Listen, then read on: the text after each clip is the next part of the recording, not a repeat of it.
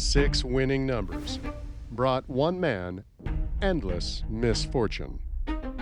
Hitting the jackpot should come with a warning label.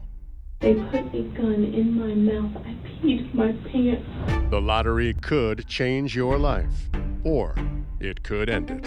I wouldn't pay for a man to get killed over money. It's the end of the road. It's 6 feet under a concrete slab. It's over.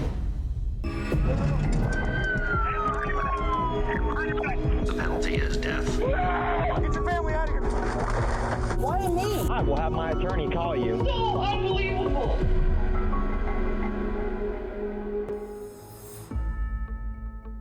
An entire community in southern Florida feels like winners when one man hits the jackpot. 43-year-old Lakeland, Florida resident Abraham Lee Shakespeare works odd jobs to get by. Mostly in construction, but there's not a lot he'll say no to. And Friday, November 15th, 2006 is no different. On the way to Miami, Shakespeare and a coworker make a stop at Town Star convenience store in Frostproof, Florida. When his coworker goes inside, Shakespeare asks him to make a purchase that ends up changing his life forever. A soda and a couple of lottery tickets. One of those lottery tickets Shakespeare purchased turned out to be a winner for $30 million. After taxes, the 43-year-old laborer took home $17 million in one large lump sum. It was a classic rags to riches story, but it wasn't all fancy homes and fast cars. Shakespeare received hundreds of phone calls each day from people asking for money, and when his community called, he answered. Shakespeare covered rent for struggling families, helped friends and strangers get out of debt. By 2008, Shakespeare was left with only $1.5 million in cash. That's around the same time he met Dee Moore, a 37-year-old business owner in nearby Hillsborough County. Moore claimed she wanted to write a book about Shakespeare's climb from poverty to prosperity. Shakespeare didn't know how to read, but he liked the idea. Shakespeare hired Moore as a sort of less than qualified financial advisor. That's when his struggles went from bad to worse. By April 2009, Abraham Shakespeare seemingly disappears. By November, a suspicious phone call to Shakespeare's mother sparks an investigation into his whereabouts. Detectives trace the call to a man named Greg, and he tells them a much different story than the one Dee Moore wants everyone to believe. You think all these people are going to lie for you because while you're standing there and you're giving them money to do this and that, they're going to do it. But when the rubber hits the road, honey, it don't happen. Okay? They tell the truth. And guess what? I can believe them because guess what? It pans out every single time. To find the truth about what happened to Abraham Shakespeare, all investigators have to do is follow the money. You stole the money, okay? I can prove it, okay? You can prove Dee Dee, it with look people at me. that tell Dee you Dee, I look stole at it. me. Look at me. I can prove it with paperwork, okay? You drew all that paperwork up, okay? You might have had him sign it even, okay? And I don't know, I don't know the reason why. I don't know how you convinced him to give you everything without paying for it, but you did. Moore tells investigators she hasn't stolen a dime, but according to Greg, detectives shouldn't let her walk free anytime soon. Because that strange call to Shakespeare's mother that kick-started the investigation, well, Greg admits that he's the one who placed it, because Dee Moore hired him. He went to Radio Shack again, and this time, Greg bought 3 new Boost mobile phones. One of them was for you, one of them was for Greg, and I'm not sure who the other one was for, okay? I thought that we lived in society that people wanted the truth. Don't start that crap, okay? The truth is you had something to do with it, and now it's time for you to tell the truth about what happened. I'm telling you the No, truth you're and you not. don't want to listen. No. You don't care. No, you don't. You don't want the truth. Dee. Greg tells investigators that Moore asked him to impersonate Shakespeare on the phone and tell his mother not to worry because he wasn't missing. That part is true. Shakespeare isn't missing. In fact, Greg knows exactly where investigators can find him.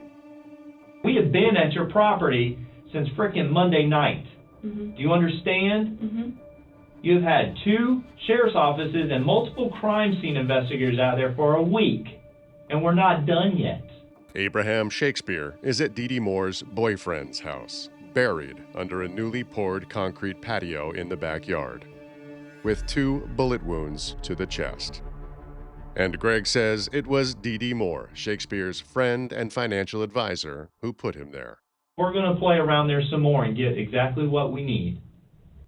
Do you think we're just out there eating, barbecuing, having coffee every whatever morning? you need. I didn't do it, so take me to jail. Well, it sure as hell looks like you did. I'm relying on the investigation that we have done for 1 week at your You think I property. took and shot a man, dragged him all the way by myself over to a hole that's clear across the way? I've seen it beside of freaking blood. Moore tells investigators it wasn't her who killed Shakespeare and hid his body on her boyfriend's property, but she knows who did. So, Dee Dee, here's the problem. There may have been somebody else, but it's not like you're saying, okay? Was killed the night of April 6th. He wasn't buried until April 7th, okay? So you're going to tell me you see a guy get killed in front of you, in your place with your gun, and then you come back the next day to 2 guys that are still waiting for you with a dead body, okay? You don't call the police. You don't do anything, okay? None of that. You're going to actually think that a jury is going to believe that crap. Moore claims 2 mysterious men and an untraceable mastermind named Ronald are who really killed Abraham Shakespeare and left her alive to gain access to his fortune. To believe your story, 2 murderous thugs killed, but they're going to leave you a witness alive. They didn't care about killing. could still get them more money out of the banks. Look at the amounts of checks I wrote out. Look at, where did I spend Was all there that even money? any money Look left? at all that cash. At that point, was there even Yes, any money? plenty. And look at all that cash, and look at how many times I took cash out so they could get more money from me that they would come up and get. Dee Dee, I know where all the money went. I've watched it all. I got a whole list of where your money went. Bank statements show that Moore was using her company, American Medical Professionals, to funnel Shakespeare's money into accounts only she had access to. Knowing Abraham Shakespeare was illiterate, Moore convinced him to sign documents selling millions of dollars worth of assets over to her company for only $185,000. You stole every dime of that. You took nice trips to Vegas. You did all these things, okay? You never had means for all that before. You know, you got greedy. Trying to get a new Hummer. It's time to get a new this. It's time to buy a house down on Highway 60, okay? I have financial records for all of that. Every single bit of it. Records show that in December of 2008, Shakespeare liquidated an annuities account containing $250,000. The following month, that same amount was transferred to the business account of American Medical Professionals, Dee Dee Moore's company. Dee Dee claims the money was for taxes, but investigators don't find any evidence that any of the money pulled out of Shakespeare's accounts was paid to the IRS. They do track the disbursement of those funds to several individuals close to Moore, like her boyfriend, Shar, whose new concrete patio happened to be poured over the missing millionaire's dead body, and who just happened to be driving a brand new Corvette. $250,000 goes to Shar's company. $250,000 goes here. $200,000 goes there. $220 to American Medical Professionals. All the money starts going around. Where is Shar? He left. He moved him back in with his cousin because he feels like I should have turned this guy in if I knew that he could have hurt. He thinks that I should have done it back then instead of waiting and being scared of him. And so what if the guy killed me? You know, if he killed, I should have done something then about it if I knew about it. Moore's story also implicates her ex-husband, James, who Moore says unknowingly dug Shakespeare's grave. I had James dig a hole, and he dug it. I went back inside, and the 2 guys that were in the house told me they were going to take care of the stuff, and I said, okay. And what stuff are you referring to? Talking about they had some towels and stuff, said they had got blood on and stuff, and I said, okay. They went over there and did what they did, and they said they were going to put dirt over it, so just tell him they buried concrete and stuff. So they put some dirt over it and all. They put or you put? No, I didn't. Why were you hot and sweaty when James came back? Like you'd been working? Because I had been crying. They put a gun in my mouth. I peed my pants. I peed my pants. I was scared. Moore says that James believed the hole was part of a landscaping project. And Shar, he was oblivious to it all. He never would do anything wrong in his life. What do you want me to say? Do you want me to take the charge and go ahead and say I murdered him so that he doesn't get charged? I want the truth from you for the first time since November 10th. I told you the truth. I don't know the guy. He came in and he... No, you haven't! You have not! Quit yelling at me. I've been nice to you the whole time. You want me to tell you a lie. So you tell me what lie you want me to tell you, and then James can stay there, because that's not fair to him. He did not know anything. He is innocent in all of this, and so you're going to put an innocent man in jail. But you are not. You are not. You want me to admit that I are not. forcefully, I paid some crazy man to tell, that is not true. I wouldn't pay for a man to get killed over money. What is the truth? The investigation spreads across 2 counties and proves that this case is full of holes. You took the guy's money, you got everything in your name, and all of a sudden, wow, it comes up to April time. You know, not only does he get killed, he gets killed at your office. He gets killed with your gun. He gets buried on your property, and you pour a slab within a week later right over where he's at.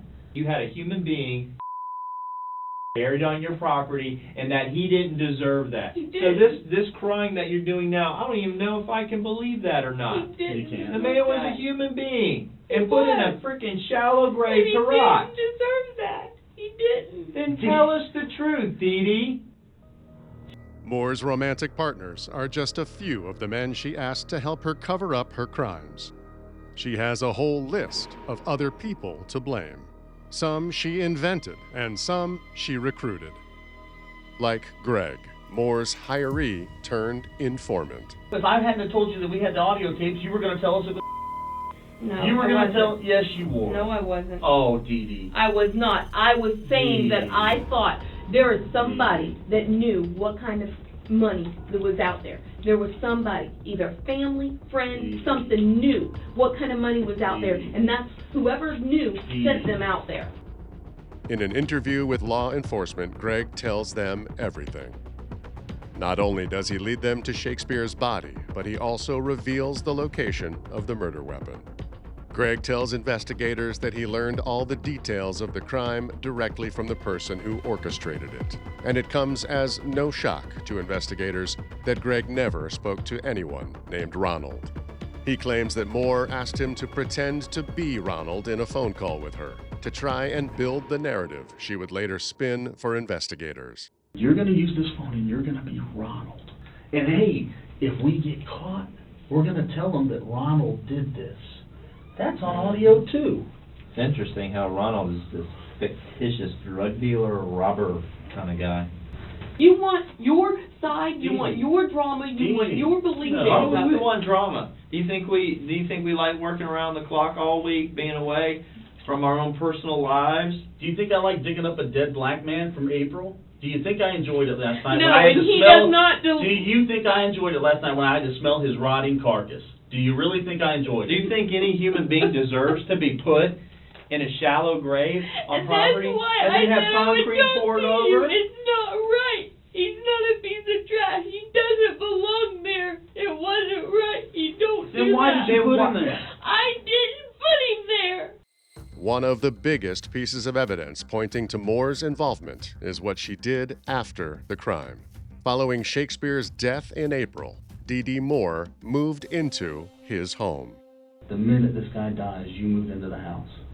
So you're a frightened-ass person who's just been, oh my God, killed in front of me. Hey, let's pack all the move over there. Let me move my 15-year-old son in there and put him up in what, like a guest suite apartment all by away himself? From me. Oh, it's so safe around these drug dealer robber guys that just murdered somebody in my office, and I'm in fear of them. I did not move right in. You got to look at the date. I did not Okay, move right okay, in. Dee Dee. I was not in there and moved in. I didn't move in until like a month later. No, you were there. You were there. Her motive is clear: money. They just want to hear her say it. Dee Dee, listen to me. Listen to me, and don't make these dramatic. And no. Stop. The tears and all that don't work. Why do I want him dead? Why? Tell me. Because they got you caught. Because Who got me caught? You got yourself caught For what? for the murder. Despite all the evidence that points at Dee Dee Moore as the killer, she's still playing games. Maybe in hopes that she'll hit the lottery and someone will believe her inconsistent stories. Tell the truth and save everybody a lot of grief. Let that man rest in peace. Let his mom know what happened. Do it. It's the end of the road. It's 6 feet under a concrete slab. It's time.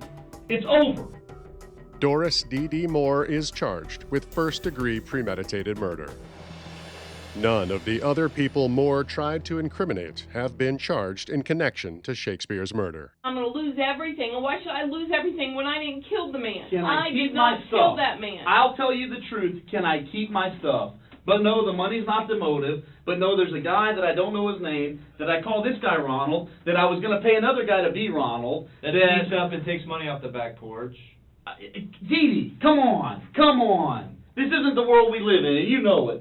Nobody lives in that world. Nobody. In December 2012, more than 3 years after the murder of Abraham Shakespeare, Dee Dee Moore is found guilty by a jury of her peers and is sentenced by a judge to life in prison without parole. She is currently serving at the Lowell Correctional Facility in Ocala, Florida. In the years following her conviction, Moore continues to proclaim her innocence, loudly. In one TV interview, Moore calls the trial one-sided and insists she was not involved in Shakespeare's death, even claiming the law enforcement agents who were assigned to the case are corrupt.